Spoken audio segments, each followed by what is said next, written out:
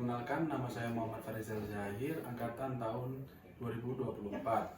Saya dari Fakultas Teknik, Prodi Teknik Informatika.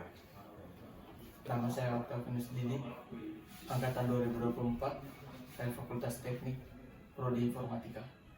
Perkenalkan, nama saya Muhammad Zaki Anwar, saya berasal dari Fakultas Teknik Informatika, saya angkatan tahun 2024. Perkenalkan, nama saya Ignatius Moses. Saya dari Fakultas Ekonomi Bisnis, lebih tepatnya di Prodi Manajemen S1 dan angkatan 2024. Sekian dari saya, terima kasih. Perkenalkan, nama saya Muhammad Rehan, saya dari Fakultas Teknik dengan Prodi Informatika.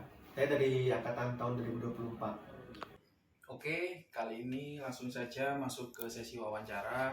Di sini saya sudah bersama narasumber dari masyarakat. Boleh Mas perkenalkan namanya? Oke, terima kasih Mas. Perkenalan, nama saya Budi, saya salah satu bagian dari masyarakat juga yang diundang kakaknya ini mungkin untuk melakukan wawancara yang diperlukan, ya kan? Oke, nggak usah lama-lama, langsung saja kita masuk ke pertanyaan yang pertama. Bagaimana menurut kakaknya mendefinisikan korupsi dan apa saja bentuk-bentuk korupsi yang paling umum? Definisi korupsi ya Kak ya, dan bentuk-bentuknya. Jadi kita berangkat dulu aja dari definisi ya Kak ya. Menurut saya ya ini definisi soal korupsi itu kan soal penyalahgunaan kekuasaan yang dilakukan oleh pejabat gitu kan, untuk mendapatkan keuntungan secara pribadi atau kelompok. Betul. Ya kan, tapi caranya itu yang nggak sah, sehingga korupsi ini tuh bisa merusak sistem perekonomian, ya kan, juga merusak kepercayaan masyarakat terkait institusi suatu negara. Itu kalau dari definisinya ya. Kalau soal bentuk-bentuk korupsi itu salah satunya yang paling mendasar itu kan soal suap ya. Misalnya dalam konteks pengadilan itu hakim mau memberikan suatu putusan di pengadilan soal tindak pidana penjatuhan kurungan, itu biasanya para terdakwa ini kan akan melakukan suap supaya hukumannya itu diringankan. Ada suap, ada gratifikasi, ada juga penggelapan dana gitu. Itu sih kalau bentuk-bentuk soal korupsi yang secara umum menurut saya loh Pak. Baik. Itu. Untuk pertanyaan yang kedua tentang pencegahan korupsi. Apa yang kakaknya pikir dalam strategi paling efektif untuk mencegah korupsi di Indonesia?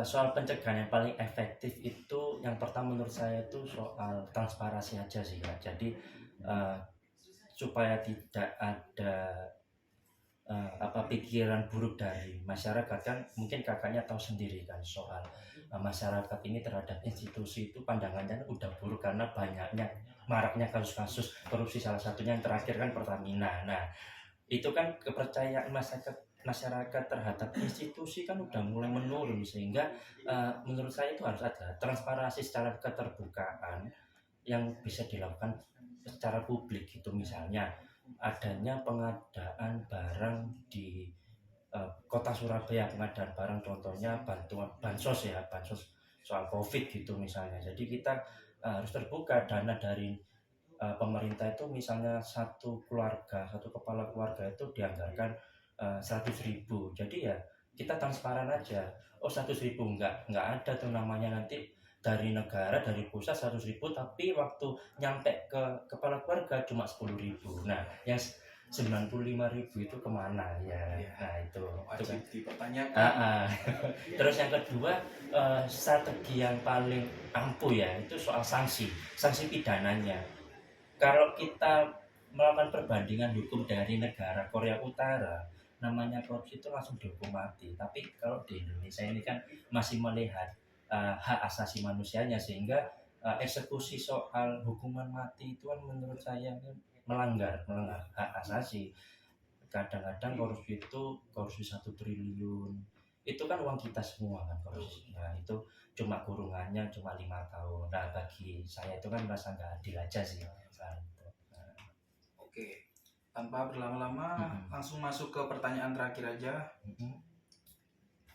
Tentang pengalaman pribadi, apa yang kakaknya lakukan tentang korupsi dan bagaimana menerapkan pelajaran dalam kehidupan sehari-hari? Bagaimana cara menerapkan agar nggak korupsi gitu ya Ya, dalam kehidupan sehari-hari.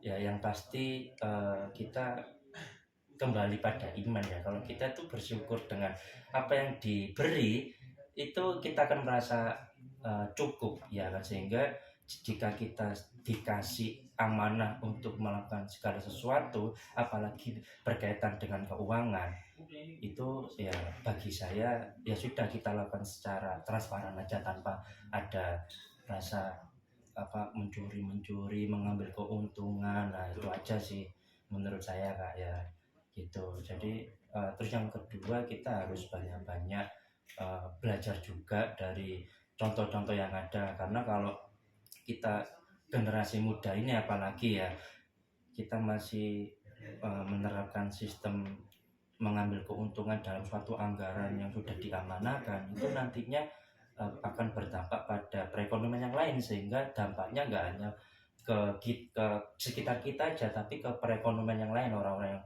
susah makin susah lagi. Itu sih kalau kayak gitu kan nggak akan maju-maju nih negara ya kan ya. Itu aja sih kak. oke, sekian wawancara saya dengan Mas Budi. Budi. Terima kasih.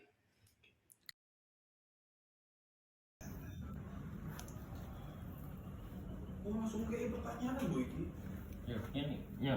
Aja apa ya nek ndelok TKW aja ndelok kono, Pak.